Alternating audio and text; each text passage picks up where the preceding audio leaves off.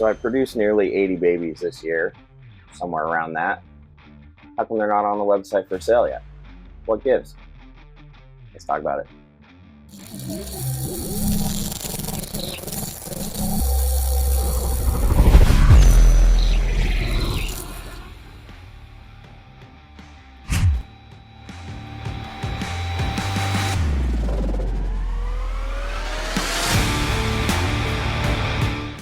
So when it comes to putting babies up for sale and when it's time to actually take photographs and list some of these beautiful things and let some go, there's a lot of factors that go into my decision making. So first of all, I never let anything go until I pick my holdback, right? So this little Sheila right here is one such holdback. And sometimes you don't get a full clutch. And last season, if you recall, if you pay attention to my channel, was a record season for me for slugs. I had, I think, over 80 slugs as well. So right off the bat, I'm at a deficit of fewer animals to offer than would have otherwise been possible. The other thing is, everything kind of went late this year, or this past season. I had jungle clutches being laid in May and closer to June, which is pretty late from my records. Not impossible, but generally I have them quite a few months earlier, which would then mean babies are established and ready to go to new homes earlier. And here we are, end of September, beginning of October, and I still have pretty much all of them, which is unusual.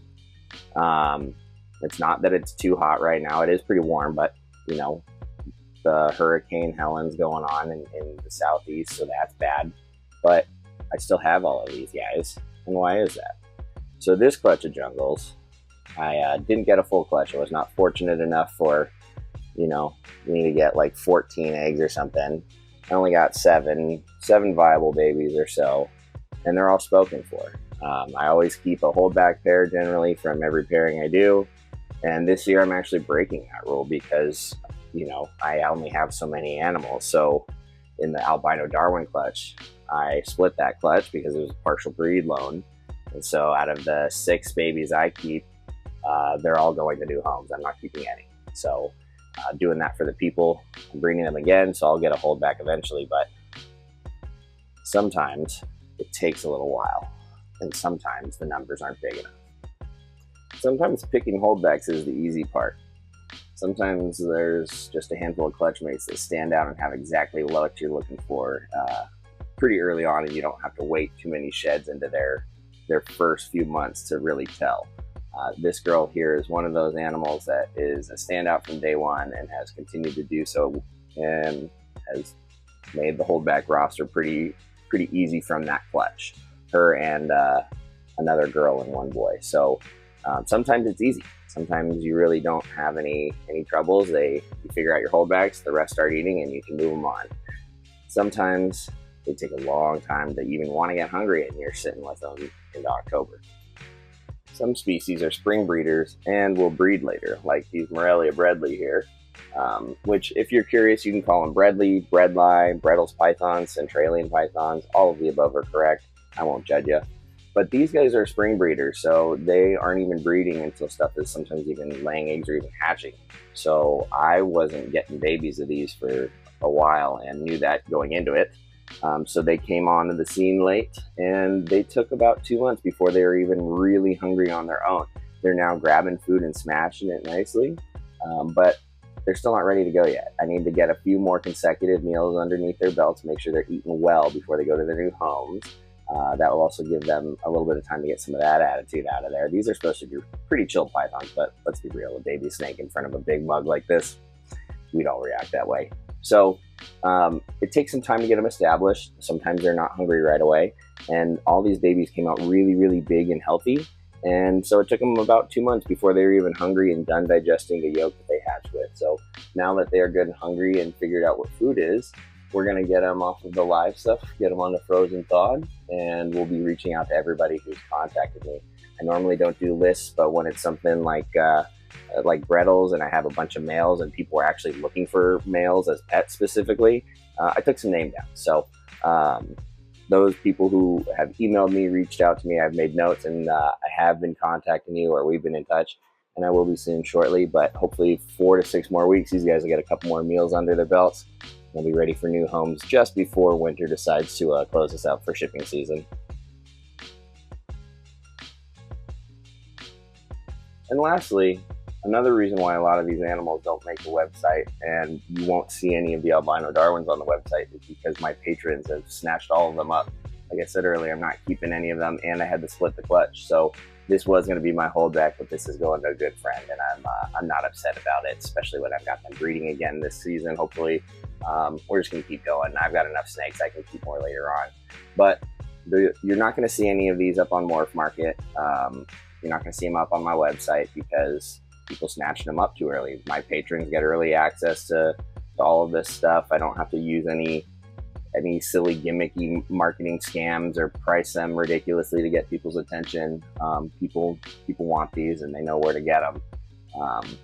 Word of mouth is usually a bit more powerful than a second-rate sort of flipper website. So we're gonna make Morelia great again.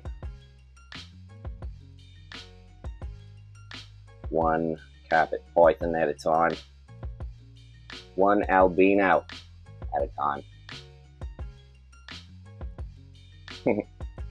This is a yearling holdback from the previous season, 2023, that I almost let go because I was a little too hasty to mark my holdbacks and which ones were available and which ones went to patrons, so on and so forth. And the stars aligned, and here she stays. So she's a great example of why it pays to be patient when choosing holdbacks, because I knew she looked good at hatch, but I had no idea she would stay and continue to get this good. She is amazing. And yes, this is a red man prodigy. So she is a visual example of what I am telling you, which is be patient with your holdbacks. Sit on your offspring for a little while, be selective, be choosy. And if you go on Morph Market, you'll notice there's like 200 carpet pythons on there. And I imagine most of the breeders out there are doing the same thing. They're holding on to stuff for a while. There's enough interest.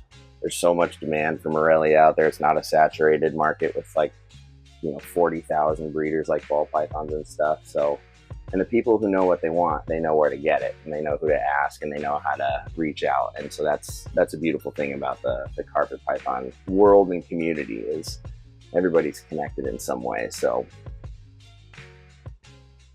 the value is there for those who know where to find it, and everyone else is getting the leftovers on Morph Market and places like that. Not to say that there aren't great animals out there, but if you want the good stuff, you got to go to Breeders Direct, hit them up, find their websites, all of the above. And with that, I'm going to leave you guys. I'll wrap up this video pretty soon.